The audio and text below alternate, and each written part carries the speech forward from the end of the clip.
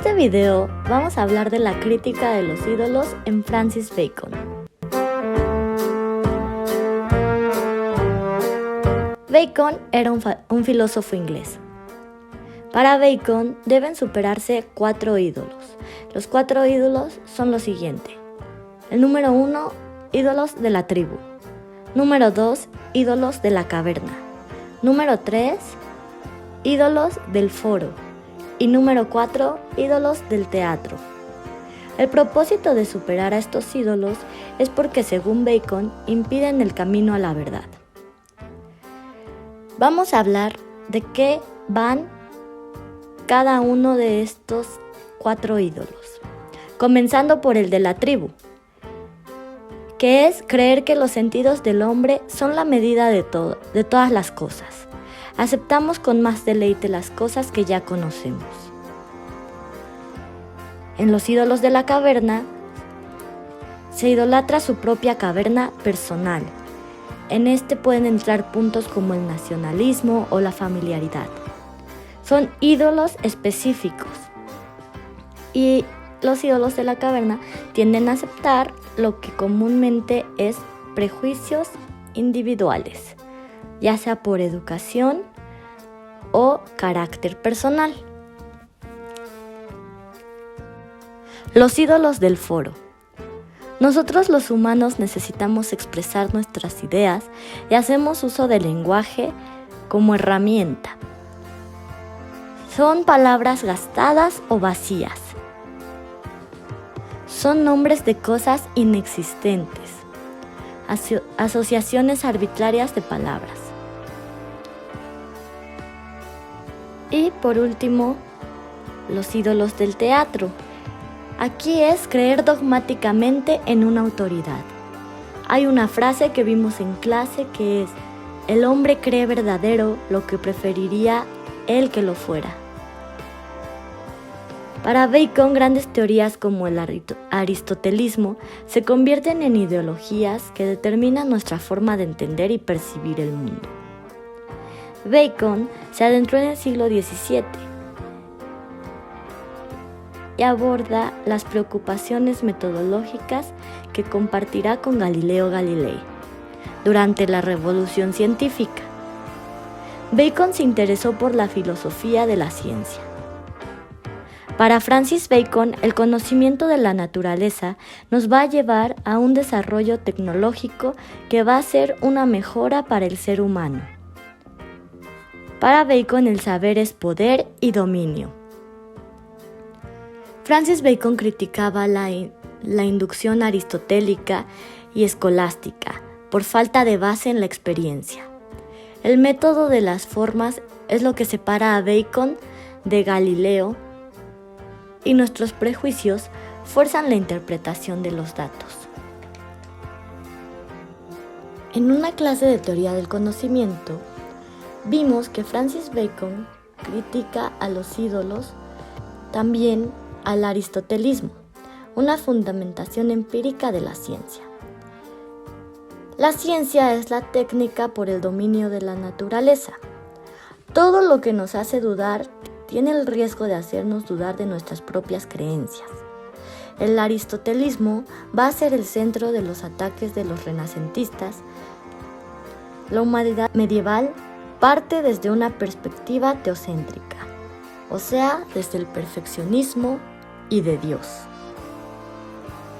Los escolásticos medievales empezaron a especular sobre las cosas, como Dios y el universo, con la potencia del pensamiento argumentativo. Y es ahí cuando Bacon se da cuenta de que es necesario replantear la manera de concebir conocimiento. En la clase también vimos que critica al Aristóteles, que fue escolarizado, un error que cometieron los medievales al apropiarse de Aristóteles. Los medievales tenían un principio de autoridad porque creían saberlo todo. Es importante y muy reflexiva esta crítica que hace Bacon a los 4 ídolos, ya que en la Edad Media acudían primero a las autoridades que al propio pensamiento. También vimos de qué van los aforismos. Son la causa de los males de la ciencia. Admirar la fuerza de la razón sin brindarle los medios o importancia del medio. Bacon decía que los ídolos son prejuicios que nublan nuestro entendimiento. Y es ahí cuando es lo interesante, porque después nos detenemos y ya damos por hecho todo lo que creemos conocer. Ya no nos cuestionamos o no intentamos entender las cosas por nosotros mismos.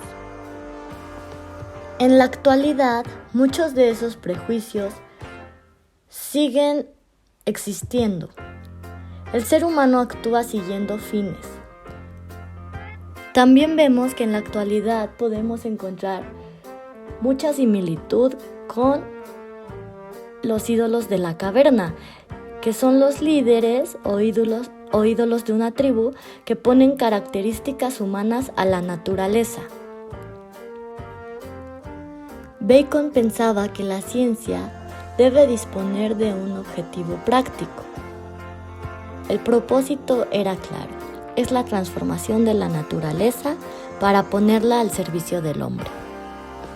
Personalmente creo que fue buena la teoría de Bacon de liberarse de los ídolos que menciona